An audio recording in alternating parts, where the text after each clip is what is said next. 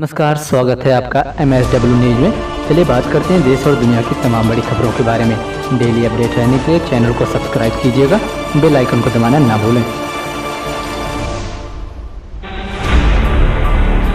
बीते 24 घंटा में 30,000 से ज्यादा मिले संक्रमित, 309 लोगों की हुई मौत। पिछले 4 दिनों से लगातार कोरोना मरीजों की संख्या 30,000 के पार है। कोरोना के नए मामलों में हुई बढ़ोतरी तीसरी लहर का संकेत दे रही है। हालांकि देश में कोरोना मामलों में आज थोड़ी सी गिरावट दर्ज की गई है। देश में पिछले 24 घंटों में कोरोना वायरस के 30,773 मामले सामने आए, जबकि 309 लोगों की मौत हुई। वहीं 38,945 संक्रमितों के ठीक होने पर घर लौट गए हैं। वहीं 18 सितंबर को कोरोना के 35,900 योगी सरकार पर अखिलेश यादव का बड़ा हमला, कहा ठग का साथ, ठग का विकास, ठग का विश्वास और ठग का प्रयास। यूपी चुनाव को लेकर सियासी दल एक दूसरे पर हमला करने का कोई मौका नहीं छोड़ रहे हैं। वहीं समाजवादी पार्टी के अध्यक्ष अखिलेश यादव ने यूपी सरकार पर जबरदस्त हमला किया है। उन्होंने सरकार को दम्भी सरकार बताते हुए कहा कि ये जुमलेबाज सरकार है। यही नहीं, उन्होंने कहा कि ऐसी सरकार नहीं चाहिए जिसका सच ठग का साथ, ठग का विकास और ठग का प्रयास हो। प्रधानमंत्री उज्ज्वला योजना 2 की शुरुआत कर बोले अमित शाह, कांग्रेस ने 70 साल तक सिर्फ किए वादे। केंद्रीय गृह मंत्री अमित शाह ने मध्य प्रदेश के जबलपुर में प्रधानमंत्री उज्ज्वला योजना 2 की शुरुआत की। इस मौके पर अमित शाह ने शनिवार को दावा किया है कि कांग्रेस ने देश की 70 साल की आबादी के साथ में सिर्फ उन्मूलन का वादा किया है, जबकि प्रधानमंत्री नरेंद्र मोदी ने गरीबों के उत्थान के लिए सही मायने में काम कर रहे हैं। उनका आरोप है कि योजना के नाम पर दिखावे के रूप में कुछ धन दिए जाते थे, 50 से 100 लोगों को मकान मिल जाते थे। इस प्रकार की व्यवस्था करके वर्षों तक गरीबों के साथ छल करने वाला कांग्रेस है और उनके कुछ सहयोगी भी हैं।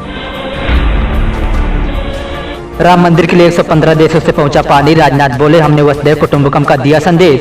रक्षा मंत्री राजनाथ सिंह ने शनिवार को कहा कि अयोध्या में राम मंदिर के निर्माण के लिए 7 महाद्वीपों के 115 देशों से जल का विचार अनूठा है और वह वसुधैव कुटुंबकम के संदेश को झलकाता है। सिंह ने अकबर रोड स्थित अपने आवास पर श्री राम जन्मभूमि तीर्थ के महासचिव चंपत राय तथा डेनमार्क, फिजी तथा नाइजीरिया समेत अनेक देशों से राजदूतों और उच्चायुक्त की मौजूदगी में 115 देशों की नदियों और झरनों से समुद्रों का जल प्राप्त किया गया है। यूपी में कहर बरपा रहा डेंगू और वायरल बुखार, फिरोजाबाद के बाद मथुरा और मेरठ में मचा हड़कंप। उत्तर प्रदेश में डेंगू और वायरल बुखार का कहर थम नहीं रहा है। फिरोजाबाद में अब तक कई बच्चों समेत 62 से अधिक लोगों की मौत हो चुकी है। मथुरा और मेरठ में भी डेंगू के मरीज अधिक से अधिक मिल रहे हैं। पूरे यूपी में अब तक 100 से ज्यादा लोगों की मौत हो चुकी। वहीं मथुरा में 15 से ज्यादा लोगों की मौत हुई है। मेरठ में डेंगू के नए मरीजों ने चिंता बढ़ा दी है। करीब 80 मरीज अब तक अस्पताल में भर्ती हैं।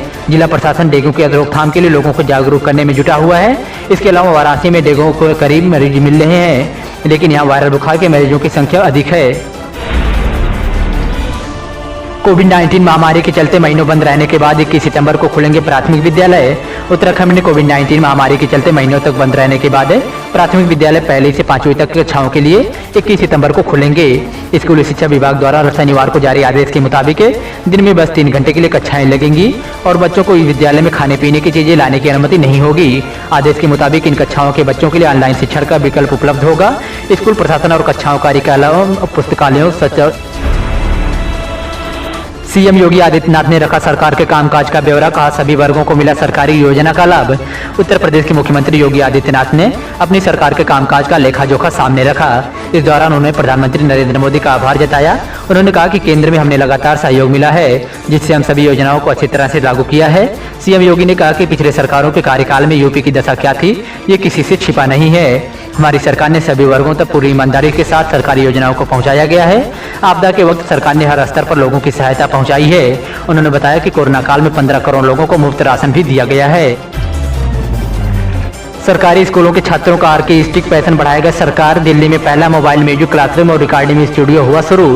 दिल्ली के उप मुख्यमंत्री मनोज सिसोदिया ने शनिवार को भारत के पहले मोबाइल म्यूजिक क्लासरूम और रिकॉर्डिंग स्टूडियो के रूप में एक अनूठे प्रोजेक्ट मोबाइल म्यूजिक बस की शुरुआत की।